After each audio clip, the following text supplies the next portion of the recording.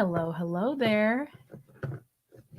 Welcome back to Century Guild Salon. If this is your first time joining us on the salon, I want to welcome you. We are going to be discussing beautiful Macabre today. I got it right. This time. I'm going to be discussing it with Thomas Negovan and hopefully you all today. And I just want to remind everyone that if you see any of the artworks that you're partial to, or if you have any questions about the book or any of the artworks within the book, please leave us a comment or ask a question in the chat feature, and we'll be more than happy to discuss it. And I know Tom can answer some of your questions. So without further ado, here he is. I'm unmuted. Hi. All so right. This is a creepy book. It is a very creepy book, yes. So why don't we just start with the book itself, starting from the beginning, and let's just start with some of the preliminary artworks. Well, the first thing that I would say about this book is that there's a thing that I notice a lot right now, like with YouTube video titles, which is finding a negative. Let me get that bigger. There we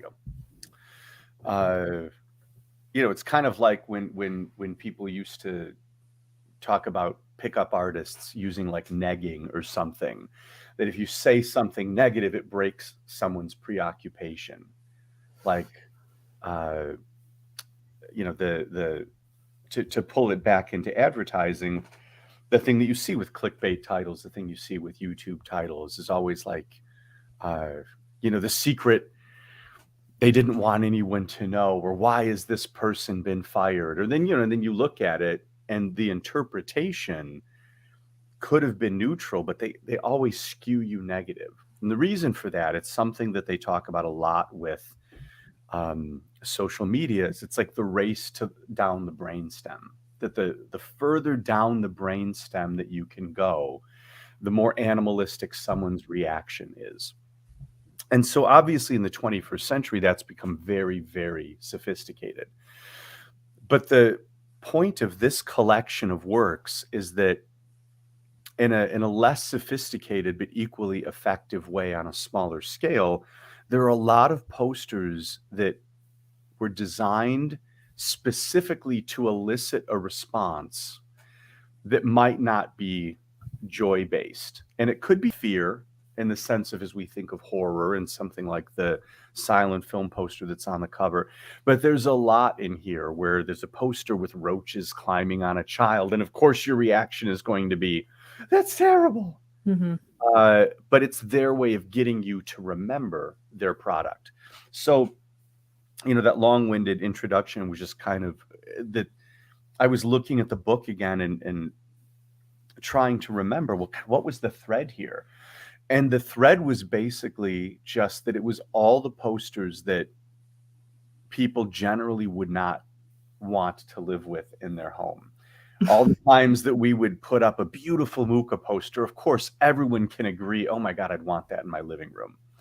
Then you show someone the baby with the roaches, and a lot of people are, of course, less likely to have a spot in their life for that.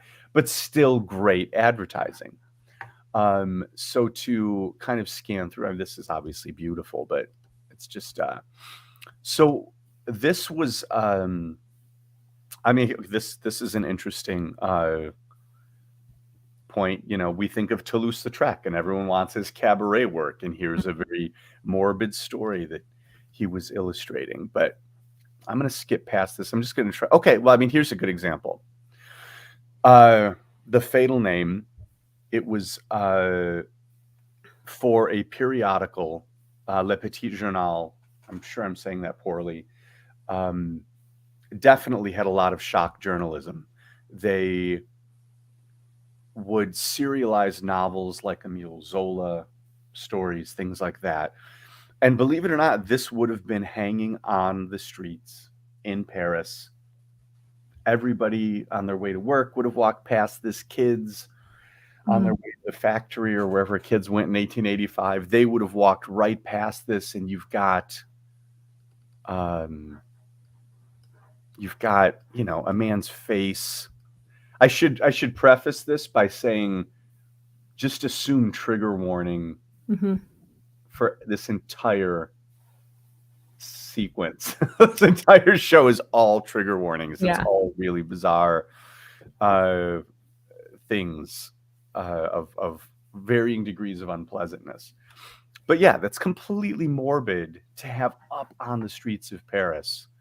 And yeah, so that was hanging in my bedroom. That was what was hanging over my bed. I love the art. It's obviously a morbid story, but the fact that it was so grotesque. This is kind of an interesting one. The Mask of Anarchy. They were trying to. La Reforme was another periodical where they would serialize stories, and the idea here was that the working class was going to rise up and bludgeon the wealthy bourgeoisie in the woods outside of Paris. So it was the idea. He's in a standard worker's outfit, but the Industrial Revolution was a new idea. So were workers' unions. But it was the idea that the workers were going to unite as anarchists. This is by the artist Privat Livement, who created Absinthe Robert, that very famous Art Nouveau image of the woman. She's holding up like a decanter of absinthe. Yes. And it's still very pretty, but definitely removed from Absinthe Robert in terms of its subject matter. Yeah, I mean, it's beautifully drawn. And you can see all of the Art Nouveau elements, but it's just, it's in museums. It's something that anyone who knows rare posters will immediately recognize. I mean, I might have seen 3 of these in 25 years. And part of it was that it was printed in low quantities. The other part was that people were less likely to save something like this for their collection. But what was I saying before I started looking at these posters? How promotion is often negative. Oh, well, so I was trying to find an example of that, since that was kind of connecting to, I mean, these are all just kind of weird and interesting. Okay, this is the perfect. Yeah, there you go. So this is, I mean, look at that. So effective as an ad, but a perfect example of something that we would all laugh at, think that was this completely bizarre and strange, agreeably terrible, and certainly something you're not likely to frame for your living room. So over the years, we had built a collection of these things that tended to, like this piece here on the left, went to, of course, a heavy metal rock star. I mean, it's a lot of that. You need that kind of sensibility to want to live with this. I'll give a really funny example. Here, take this off screen for a second, just so we're not distracted by that.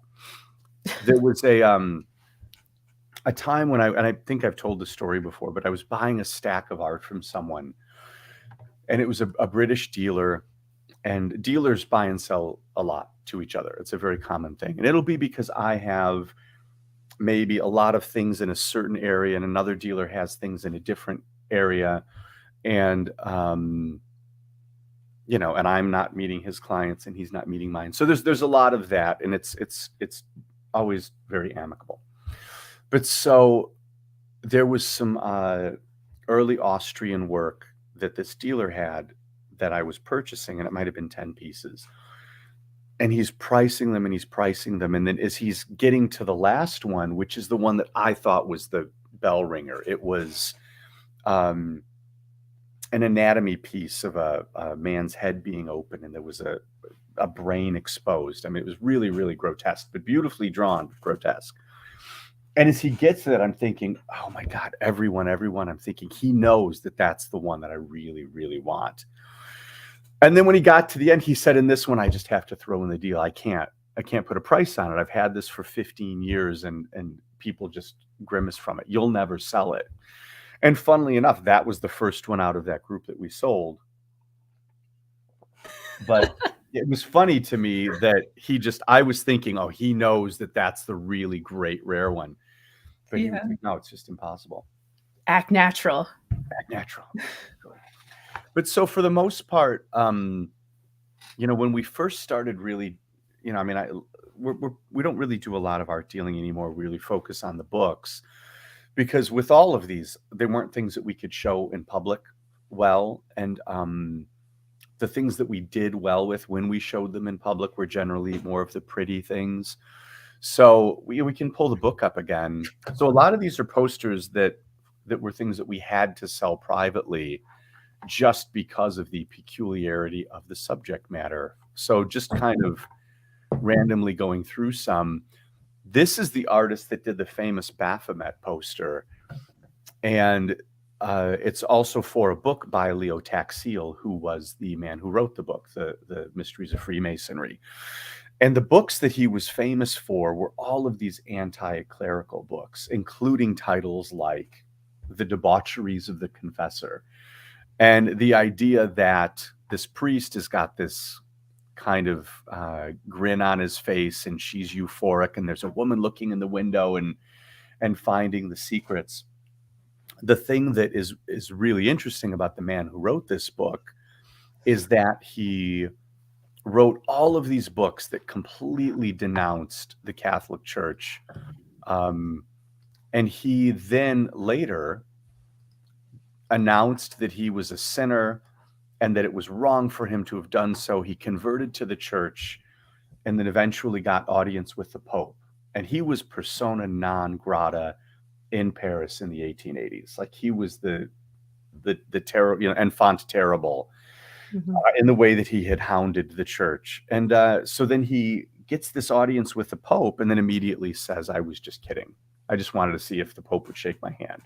And then he went back to being sinister again. So he's famous as being one of the biggest hoaxsters in history.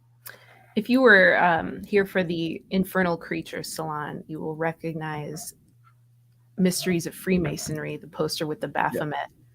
Yeah. That's why I started. I was like, I don't want to tell the whole story again, but then, like, look at this circus piece. Why is this clown covered in syringes? Because he could be. I mean, and he's holding one. You got a giant. It makes no sense. And so in this book, I kind of get in a little bit to, like, the history of what the Sir Fernando is. And of course, there's the Grand Guignol material. And this isn't really pushing any boundaries in advertising as much as it kind of is that enactment of beautiful macabre. And then things like this, I wouldn't qualify these as macabre. Well, these are macabre maybe in that slightly mystical meets Addams Family kind of way. The idea that they're showing Joan of Arc. Sorry, I feel like I'm going to cough, so I'm going to take a cough drop. As this floating, ethereal, metaphysical figure. That's for a salon where I believe you can buy fabrics. Yeah, fabrics. Yeah. The topic of salon was an art gallery. And the idea that the muse is touching the Buddha of wisdom here, that those are the driving forces of art. You've got Saint Cecilia here, and this beautiful, beautiful kind of pre-expressionist looking symbolist poster. That was beautiful. It was a big, 5 foot tall wide, and the lithography is just so delicate. And that one that was, funnily enough, that was one that we sold right away, and I thought we'd never sell it. Carrière was a painter who someone my brain is going because I'm thinking 2 steps ahead. I'm trying to remember who said this quote, but the quote was that everything that he paints looks like it was in a room filled with cigar smoke. And they didn't mean it as a compliment, but everything he did was very, very monochromatic. And it's really reminiscent of things like Edvard Munch. And so the fact that this incredible painter did a poster for an artistic journal is just kind of strange. That was very, very rare. I think the quote was, everything he paints looks like it was from an Elias marriage film. No one's going to get that joke.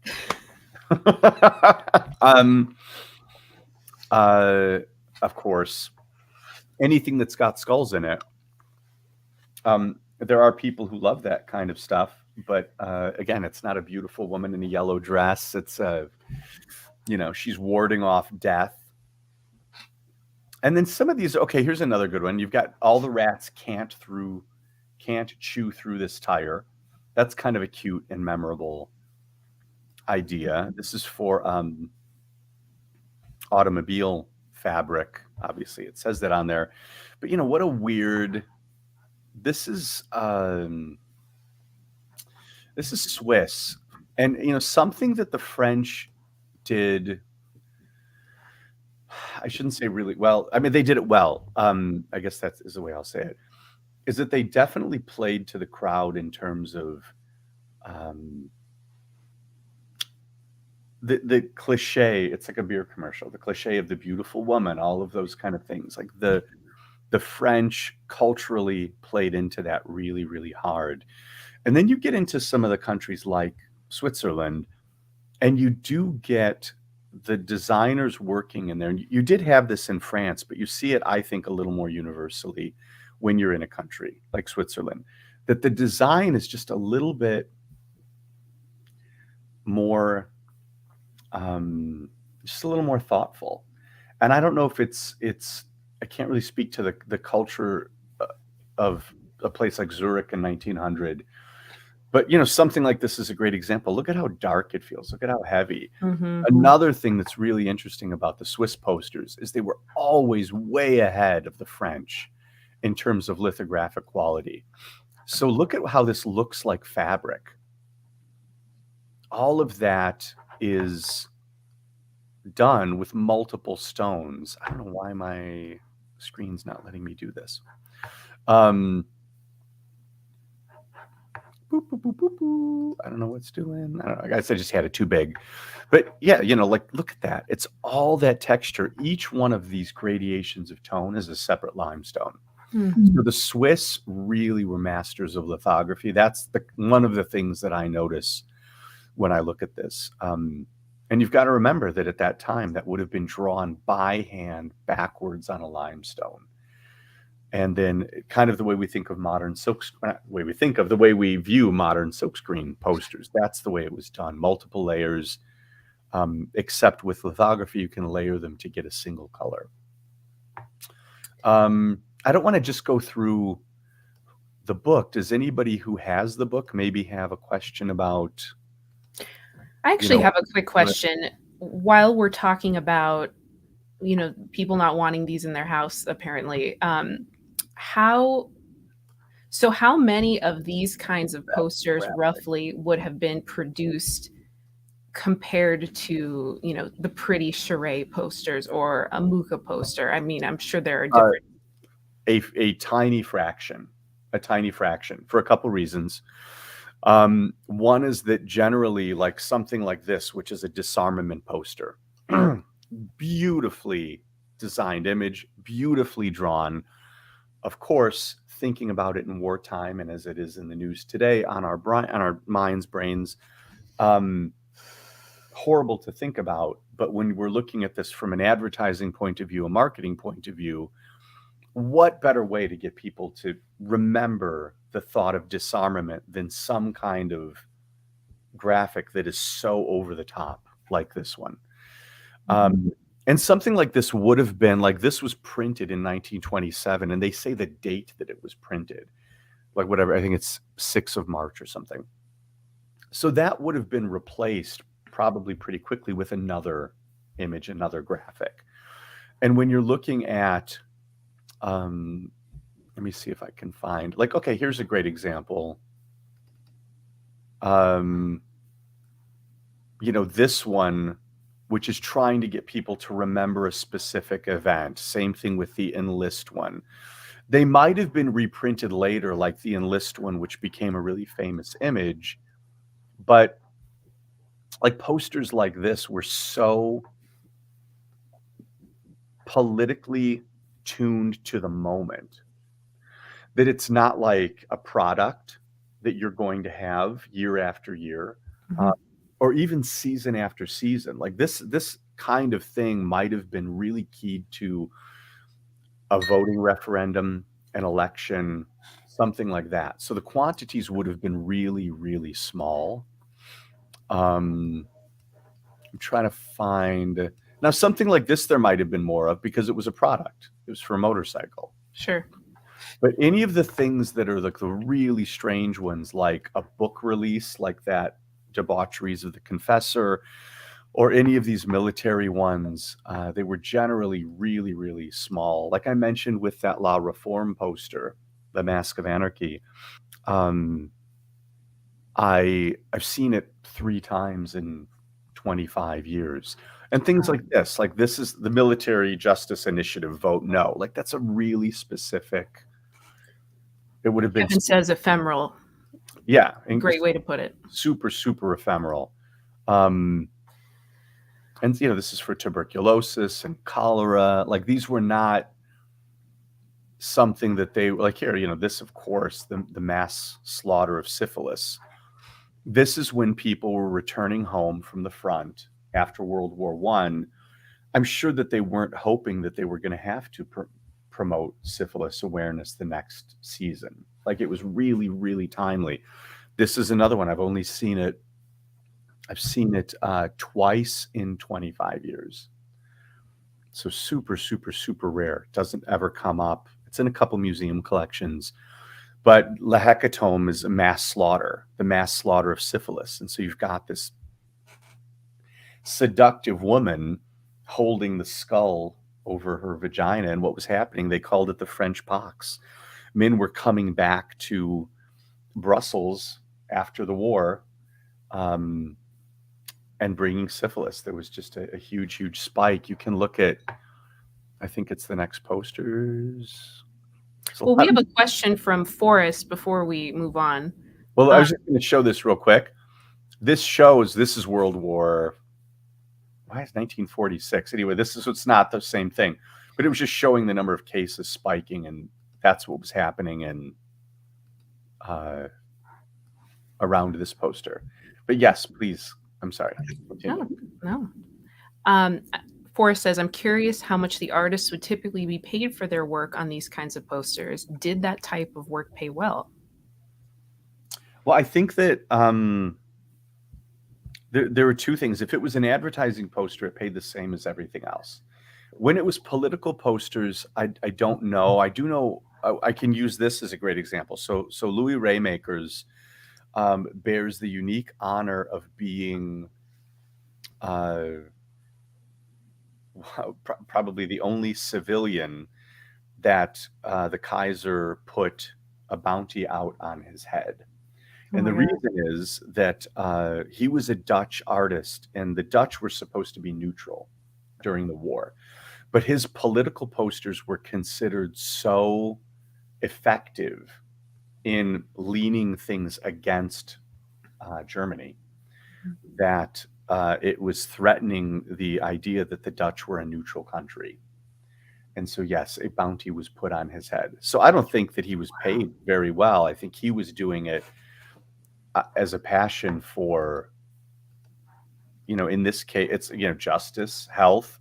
Like in this case, I mean, if you think about it, like all of your countrymen and your region, there's an outbreak of a disease that's preventable through care. That also sounds surprisingly modern. You want people to be mindful of it and take the measures to get past it. And in the case of the mass outbreaks of syphilis after the war, and that was 1925. So I don't know what it was. I don't remember which conflict that was. But yeah. So since he was being put in timeout, let's say, were any of these censored at any point? In the case of Louis Raymaker, was he eventually censored altogether? No, he kept, during World War I, he was like the preeminent, or I shouldn't say the preeminent, but in that area, he was the preeminent political illustrator. Mm-hmm. And you do see other artists like Jean-Gabriel Demerge did some things that were really grotesque. But it was, I'm trying to answer your question thoughtfully, but the simple answer is just no. I think it just got, glossed over, and there were bigger things to worry about. Right. This is another example of, so this is a funny story in the sense that I thought it was a great poster. I love that it looks like all of that really beautiful turn of the century Belle Epoque, Steinlen-esque kind of beautiful lithography. And you've got this nursery with death opening the window to climb in. And I just thought this was hilarious. And I said, when I have a kid, I'm going to hang this in the bedroom. And then, of course, as soon as I had a child, I was like, that is not funny. I'm putting this in a poster tube. So the thing that's funny about it is it just does show how when you have no intimate connection with it, you can laugh at things that are macabre. And then as you have an intimate connection with it, you're like, that is not funny. So this is still in a tube, just because, yeah, the thought of, oh my God, anything happening to my child was horrible. But for years I had it and was always saying, oh yeah, I'm gonna hang that up in my kid's room. Oh yeah, and in this age where public health and war are two of the biggest conversation topics, like these really do hold a completely new relevance. Yeah. I I would say that's a big thing with any of these books is, probably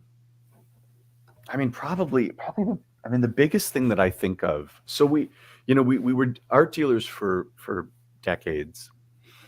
And then the thing that was most rewarding about showing the work were the conversations that we had surrounding them, getting to expose people to these older ideas. But the other thing too is just the conversations that surrounded them, and the idea that when you look back at these earlier decades and earlier centuries, the more that you realize how little changes. It's like that, there's a saying, history doesn't repeat, it rhymes. And I really like that. And I find, like, when you say, oh, this seems relevant again, that the biggest thing that has been, I would say, just of grand service to the way that I view the world is the more that I understand history, the more that I feel less surprised by things and less less concerned with things that some people might be concerned with, and then more concerned with other things, because you are looking at a larger arc. You're not looking at the single block, you're looking at the building. And so with all of these things, whether it's public health, whether it's yellow journalism versus clickbait, like these things did happen before. And kind of like Mucha said, which is the last line of the Le Pater book that I put out, is the idea that human nature is that it's constantly caught in the struggle, but that it does eventually, that the spiral does continue upward. Like, I find that really uplifting. I find that really, hopeful in times when I might be less hopeful based on things that are happening. But I think that, the biggest thing that I would say, we put things out a lot as far as wanting to be inspiring for artists. But I do hope that something else that comes of this is just that the perspective on stepping away from fear-based reactions or conspiratorially minded reactions or things like that, and just kind of looking at, there are some patterns here, and it's that we as individuals can transcend that we can be better than just, buying into some of these momentary things. Like, again, like all this public health stuff, like we've had this before. And if you react positively to it, it goes away faster. It's kind of like, all of these things. And then same thing with the war things, incredibly horrible, and usually results of things that when you look at the past and you're not caught in the cult of personality, you can see how ego-based a lot of that is. And, hopefully, I mean, I would love it if I met a politician that was interested in history and art and things like that. You'd hope that it would carry forward.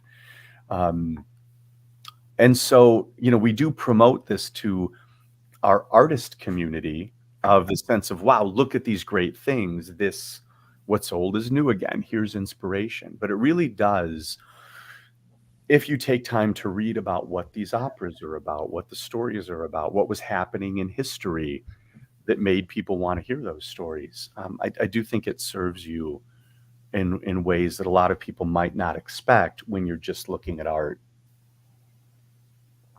thinking of it just as an image. All right, that was long. I apologize. Speaking of beautiful macabre, of course, the world of opera is great for that. The Tosca one on the right is one of my absolute favorites. This Art Nouveau artist, Adolfo Hohenstein, was kind of the pinnacle in Italy. He occupied a place in Italy where Mucha might have in France. But look at that great silhouette, the design of it. This is 1900. It looks like what a lot of people might think of as Art Deco, but it's 1900. That's super early for this kind of flat plane modernist design. But just the shot of her placing the cross on Scarpa or Scarpia, I can't remember his name. Great design. Yeah, you can see the turn of the century sensibility in the figures. Like, she's more painterly, but you're totally right about those blocks. Yeah, I mean, her face and the dress, you can definitely tell a little too with the kind of, but yeah, and then this a little later, 1914, another Italian, Metlakovich, was one of like the holy trinity of Italian poster artists. But you see it, he's an artist that I really think, he reminds me a lot of comic book art in the sense of he was using a very linear style in terms of the way he was drawing. There was a lot of other Italian lithographers were getting into three-dimensional, where it was more like painting. Metlakovich was really doing a lot of things that look similar to what we think of as like contemporary. I mean, like, look at that drawing. Yeah. And then this is another crazy one. So they used to put radium on lenses for clarity. If you buy old camera lenses and have a Geiger counter in your house, they will be set off by the lenses. And so, yeah, when you look at old lenses, they'll have a radium coating. So this was, I thought, was really clever that since it is a coating for clarity on glass, that this company that did that coating for the optics industry, it would have been for possibly telescopes, but definitely camera lenses. I love that all the guys in the audience have radioactive lenses. And the idea is that it helps you see better. Isn't the joke of this that you get to see through her clothing? It's like X-ray vision. That's the hook, right? Because she's wearing a diaphanous see-through outfit. Yes, I think that's the subtext. Mm-hmm. My mind is not in the gutter, so I didn't go there. I went to the science, Catherine. But yes, yeah, I think the idea you're seeing better. She's in a diaphanous gown. I think you're right. You're spot on. Does anyone have any questions? I feel like I'm being boring just kind of going through the, My dad said thorium, but I don't know what that is. Maybe it's a radioactive element. Sounds like it. Yeah, it could be. This is a silent film poster. Again, like a very brutal, grotesque thing to hang in your home, but this went to someone who's a professional fighter. Wound up buying this one, and just liked that it was a very muscular man and Germanic thing. Fennicker, of course, great expressionist looking materials. I love the coal eyeshadow look that he puts on his women. And so this poster is attributed to Joseph. So this is Joseph Fennicker, this work. This poster is attributed constantly to Joseph Fennicker, which is not, like, look at the difference in art style. Like, it's night and day. Yeah. Also, the German version of this poster was by Fennicker. And so I don't, people who should have known better have misattributed it. It is clearly an English-speaking release version. It is not Joseph Fennicker. We don't know who it is, but there's only one copy of this that I've ever seen. I haven't found any in any museums, and it's definitely one of the things that I was most excited about having and being able to show people. Like, we've definitely brought this to a lot of exhibitions. Yes. It's kind of an interesting one with a really similar theme. You've got Death playing the violin for Salome here. They're very classic dance macabre images. Yeah. Yes. Death and the beautiful woman. It's a motif. Yeah. So Milton would like to know if you would declare some of these posters Art Nouveau, and many books do. The only ones that are Art Nouveau were, the estate, so from kind of here, by the time you get to here, the Lysoform one is Art Nouveau. The Hingray poster is definitely Art Nouveau. This one is Art Nouveau tangential for sure. This is actually the one on the right in its own weird way is Czech Art Nouveau, but it's not Art Nouveau really in the way we think of it. Of course, Georges de Feur was one of the leading proponents of Art Nouveau. He made furniture and jewelry and fabric and porcelain, and he is just, look at that armor. Oh my God. Unbelievable. And in person too, that one is real. It towers. It's so big. Yeah. That's a really, really cool one. Yeah. And so that, and then the Mask of Anarchy is also is pretty visibly Art Nouveau. Mm-hmm. Close your eyes. I'm just going to fly through these. I don't want to make anybody seasick. Okay, there we go. Boop, boop, boop. Sean wants to know if there were at least any possible suspected artists for the American Dance of Death poster. No. That's the honest answer. Is no. And I've said that it's American, and I got to look at the printing information again, but so much of that work was done anonymously. In countries like Italy and France, they really, really promoted the idea of the artist kind of over the product. But there were great craftsmen in all these countries, and there are a lot of times when you'll have printing information, and the idea is that the printer is kind of the star, and whoever they hired is, it's like if you look at a graphic novel, like how many people could know who designed the logo, you know. And so a lot of these companies, it was more just about hiring the right printer for the job and just trusting that they had artists and the people. And Oh, I see. yeah, this is another silent film. This is a silent film about all the ways you could die from electricity. Wow. Very, very creepy. Here's a silent film about Nostradamus. And so one of the things that's interesting about these is that we do almost all the time, like, you know, this Italian one we don't know the artist on, but of course this German one is signed, and this, you know, this French one is signed.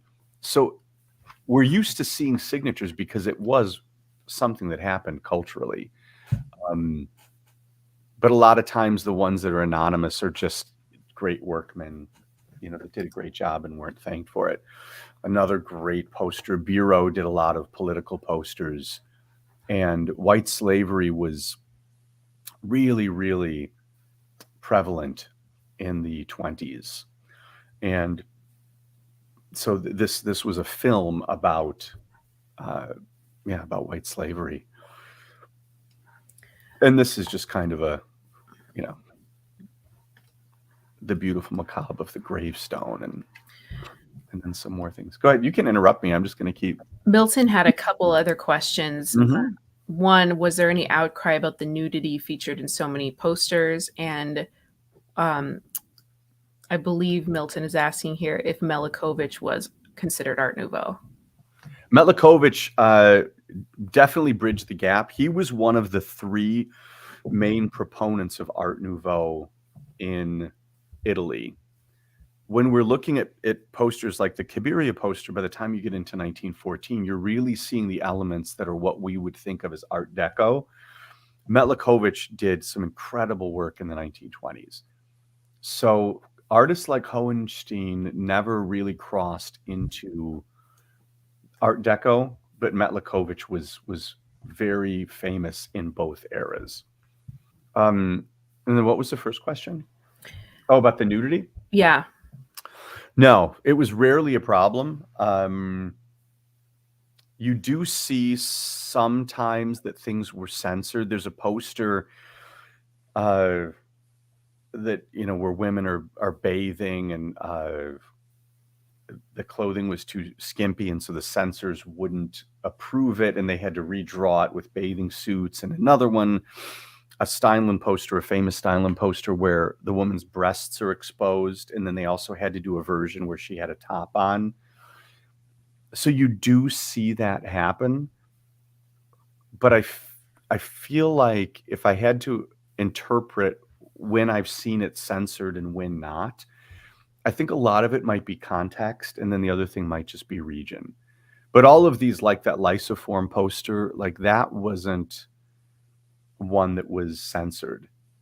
And why that was okay and others weren't, the only thing I can think of is just the idea of classical nudity. It's like if you go and see Michelangelo, you know, or you see David and he's naked, or you go to the Art Institute and you see breasts and no one thinks anything of it. They didn't think anything of that being on the streets.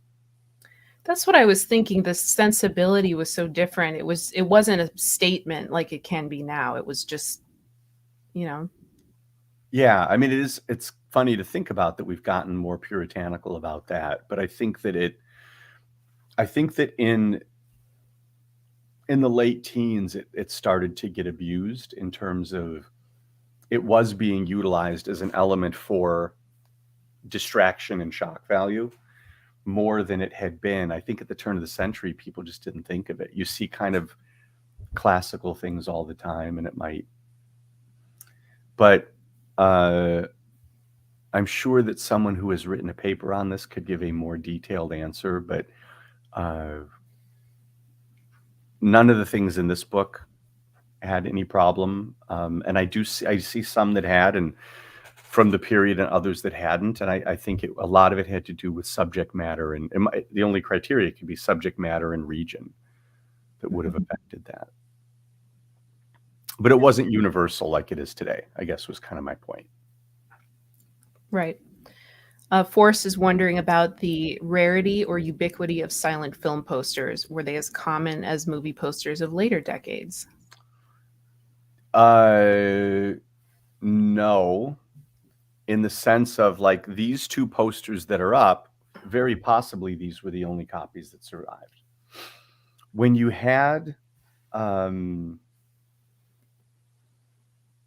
a really, really great book called Movie Struck Girls that is well worth the read. And it talks about the early days of the film industry from a viewership point of view. And the way that movies would have been shown at the first part of the century were that it was in bars. There were like, peanut shells on the floor, and they would have, Tuesdays, a special showing for women. The idea that the ruffians would be kept out. Like, it was dangerous. We looked at the thing with white slavery. It was the kind of place where, yes, you could go and be kidnapped or attacked. Bars would break out. Like, this was kind of background circusy entertainment in settings that already existed.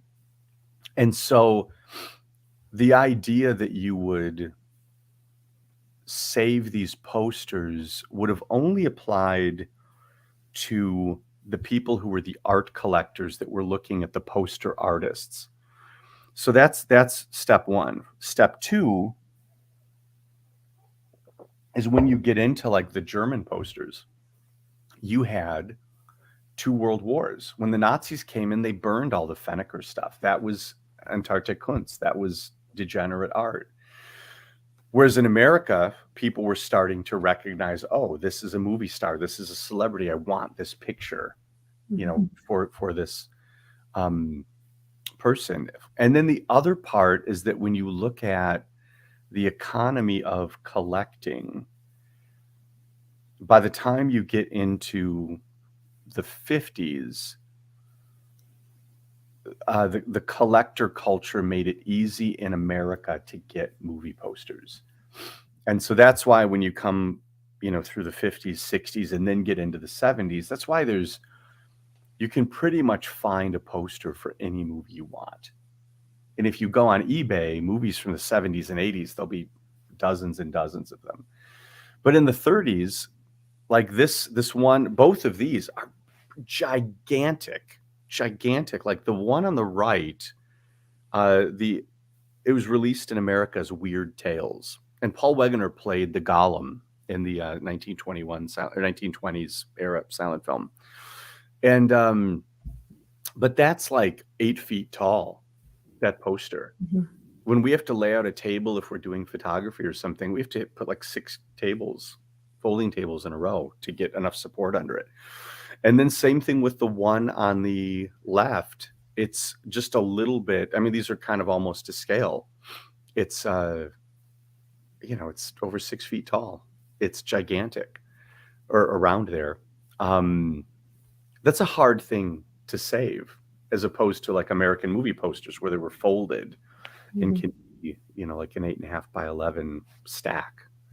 So on all counts, you did not see these saved. I mean, I can think about like these French films. I've never seen those before. The one on the left here, I've seen a few times, but Bureau was really famous as an artist. People knew to save his work. But yeah, with most of these silent film posters, if there were 10 copies in existence, I'd be shocked. Well, also to add to that question, when it came to expressionist art, that was a special target of the Nazis. It was, as you've said, Right.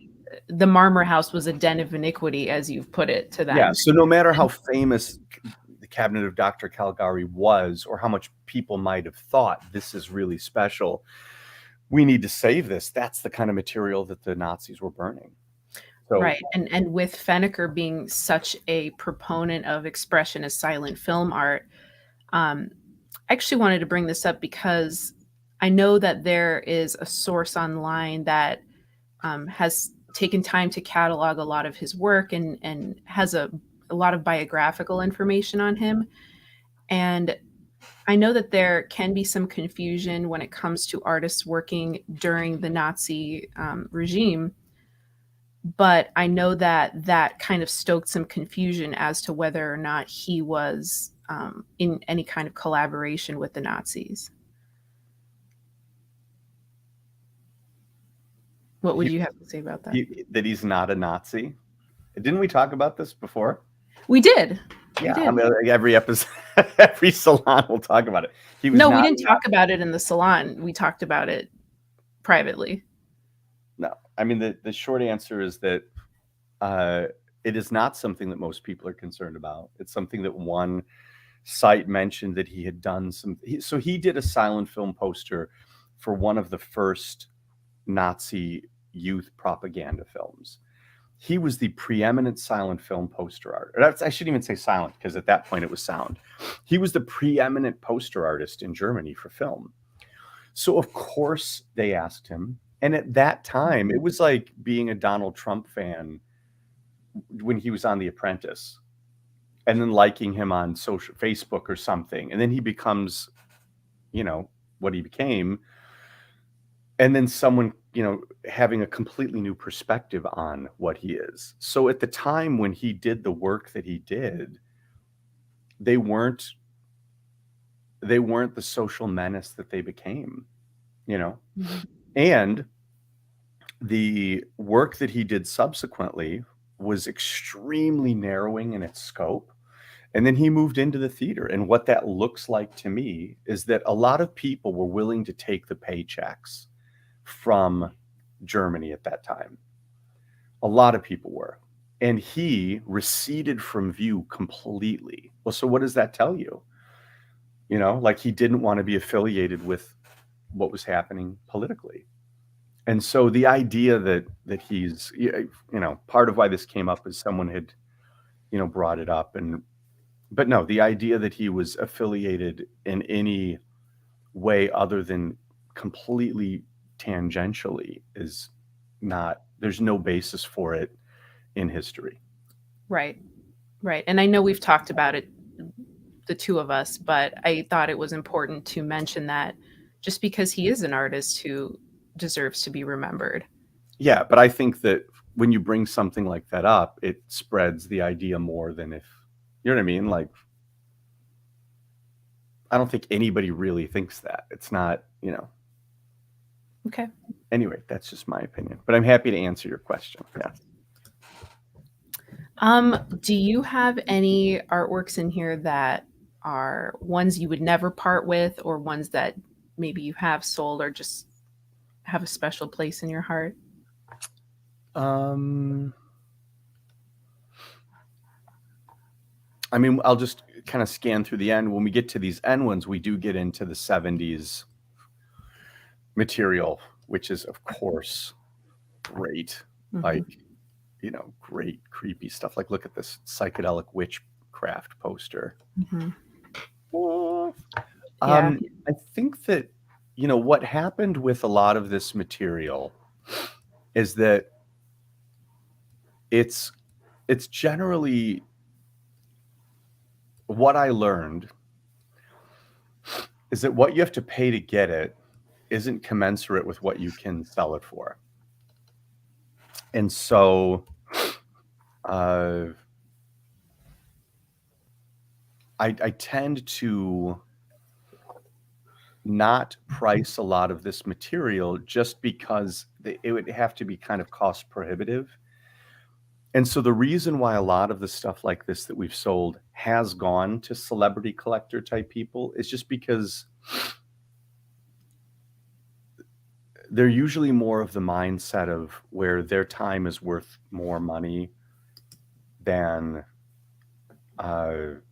looking for a market value. Like they can pay a premium if you're the person that has saved them 12 years of looking. And a lot of collectors don't generally think that way because there's kind of other things. And so for the most part, like, we have an alarming number of these still in our collection just because of that reason. I have this will probably surprise people. I have a really, really soft spot for this topic of salon. historically, it's incredibly important. It's super, super rare. And it's I don't want to go off on a tangent, I guess, too much with that, but it's this is one that I would always want to keep. And then I did keep this. I did keep this one just because I love the way it's drawn. Huge Privat Liebmann fan, and it is a museum piece. Some of them, like this one, the Saphir. On some level, I regret selling it because it was so beautiful. But I really try to limit what I'm collecting to kind of the more either metaphysical or creepy Art Nouveau realm. Otherwise, so I did also keep the syphilis poster. But otherwise, I mean, I would never have been able to be a dealer if I was, like the Tosca. This one is actually a smaller format, but we had the big 8-foot tall one. And I had to sell it just because that's the job, that's the business. But that one, and also too, some of these are really, really hard to display. The Tosca one is like, where are you going to put that? I mean, it could have been 9 feet tall. Yeah, it's a commitment. 11 feet. Do you remember when we photographed that? Like, we had to do it in 2 sections because it was too big. There was no wall big enough to hang it. I know. Yeah, I mean, a lot of these posters you have to do in sections, right? Because they're massive. Yeah. So that's really the we still have the Dance of Death one. And at this point, the reason is that what we're thinking about for the most part are things like exhibitions. I want more people to be able to see them than not.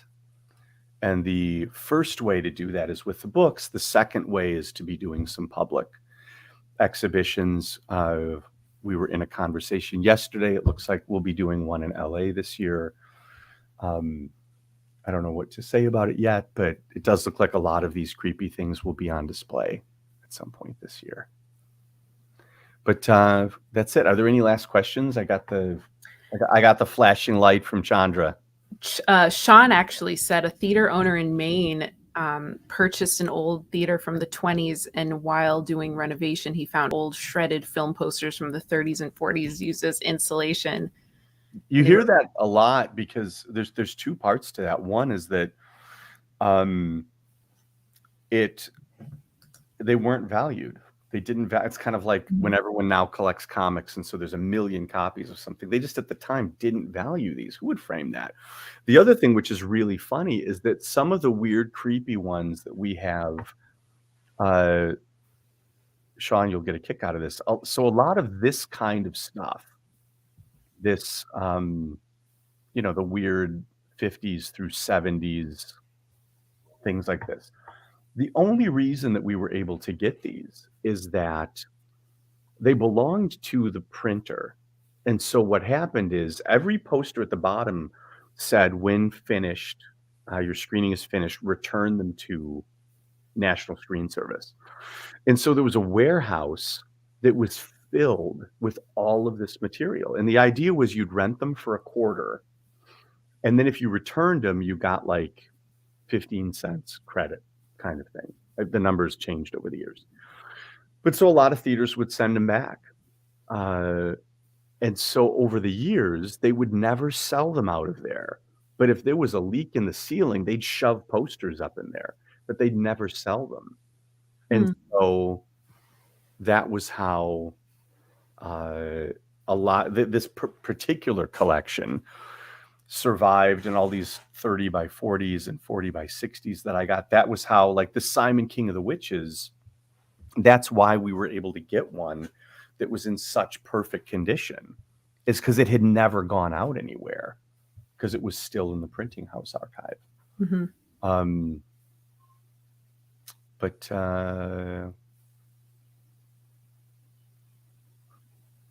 I'm looking back through to see if We have another one from Milton. Were posterists considered as artists alongside painters or simply ad men? And I believe this would have been around turn of the century. What do you think the answer is, Kat? I know that we were talking earlier, and it would have, it was seen as pretty mercenary. And, I would say that, of course, they were artists. I don't know. I don't know specifically, though. I was just curious what you would say. You're right. So what happened? The two ways to look at it are with artists like Toulouse-Lautrec. You had the idea, like he knew that by being an artist on the streets, that you could reach more people than you could in a gallery. And so he did open up the idea that it was an acceptable art form. But it's kind of like rock and roll in the 50s, in the sense of there was a huge cult of collecting that built up around these artists, around these posters. But the art establishment, in quotes, definitely turned their nose up at them. It's the reason why artists like Mucha at the end of his life didn't do posters. Because it was in contrast to what he believed himself to be. He's like, no, now I'm going to do serious paintings. And then I went back to this one, but then you have painters like Carrière, who were very successful as painters that would then dabble in the realm of poster art. And so the other sad part of the answer is the fact that so many of these artists aren't known to us today also kind of illustrates that they weren't taken seriously as artists in a fine art way, the way you do painters. But there's always been that division of rhetoric in terms of, the Damien Hirsts of the world versus the people that are extraordinary craftsmen. And, there's always been that argument. And I think that they experienced some degree of celebrity, but it was not what we would probably have hoped for them. And it was a little more mercenary. It was a little more job oriented for the most part. But like Hans Unger, like he painted as well. A lot of Georges de Fuhr, worked in all kinds of mediums. Ernest Hofbauer was a painter first. His poster art was completely secondary. So yeah, I don't know if that answers the question. It's kind of a little complicated. But the last thing I wanted to say is, just in case anybody hadn't been here before, we do these because this was kind of what it was like when we would have the gallery open and people would come in and hang out after a show, or get to talk about the books or the art that was on the walls and things like that. And so we appreciate you being here. And if you haven't picked this book up and it looks interesting and cool, there's lots of little tidbits in there. And it's one of the last paperbacks that we did like this before shifting to the hardcover format. But yeah, it's a beautiful little book, and hopefully filled with some cool, interesting stories. Yes, thank you all so much for coming. I hope this was fun for you guys and informative. You can find Beautiful Macabre, if you don't already have a copy, at centuryguild.net. Next month, we're going to be talking about the Orchid Garden series. Speaking of paperbacks, we currently have 8 available right now. No, I'm sorry, 7. This is the latest one. We did Bitter Blossoms. These are also available on centuryguild.net, and we're going to be exploring some of the really cool, fantastical, creepy artworks. Here's a good example. So The Orchid Garden was a German publication published from 1919 to 1921, and it preceded Weird Tales. So there's a lot of really interesting artwork accompanied by great stories, some of which are by Edgar Allan Poe. And so there's a treasure trove of interesting work in here that we're going to be exploring. Yeah, those are crazy. Yeah. Those are fun. Definitely. All right, everyone. Thank you so much. And we will see you next month.